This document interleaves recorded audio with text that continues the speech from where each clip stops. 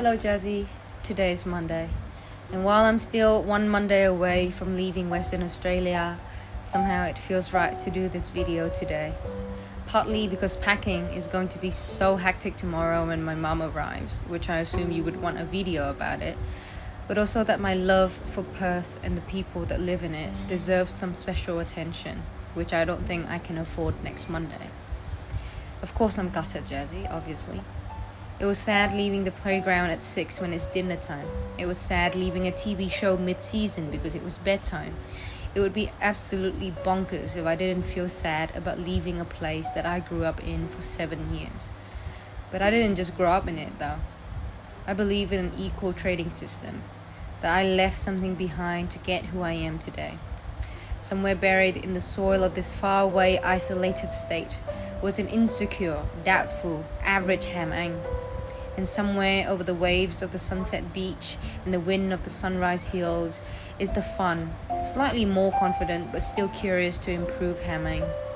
And in between that, like in between the cracks of Shenton College sofa that nobody wanted to check, was a Hannah who finally became okay with loving a homeland that gave her undesirable, aggressive and dominating male role models in education, but also a loving home of imperfect, hard-working hands and women.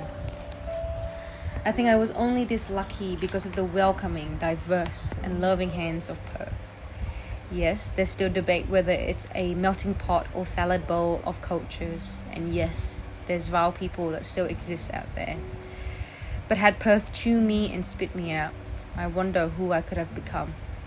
If Mr. Cattell didn't ask for a year 6 to buddy with a new clueless Vietnamese girl, and Edda hasn't volunteered, would I have begged my mother to bring me home? If Mr. Morgan didn't step up that podium and talked about Shenton's pride and more than marks, would I have begged Mom to leave instead of stay?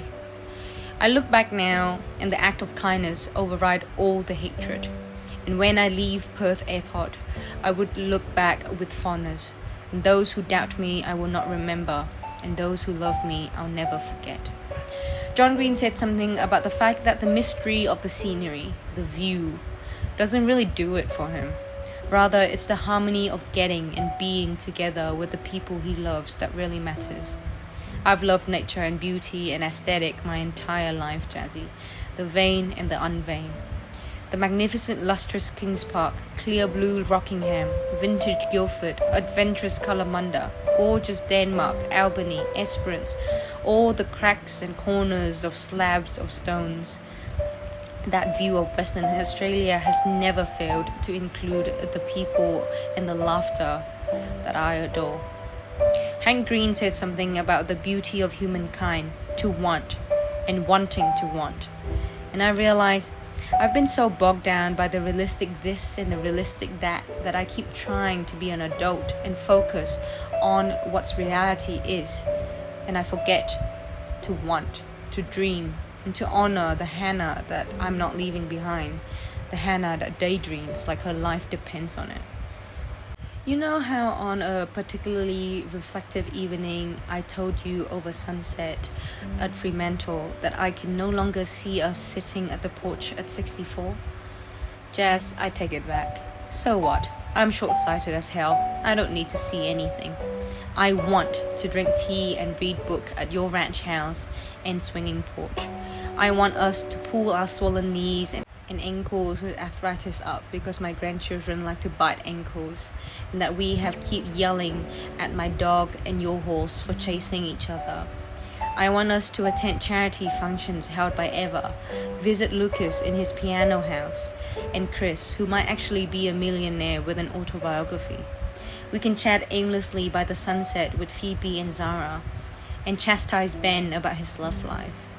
And I hope you realize by the end of this video that in every view of the future, I hope you're still in it with me. Because every view seems imperfect without you in it. Or at least for a little while. It's imperfect if I don't get to gush about it, the view with you. Perth was a very big part of my life, a foundation of my youth, and so were you. Jazzy, I will see you on Friday.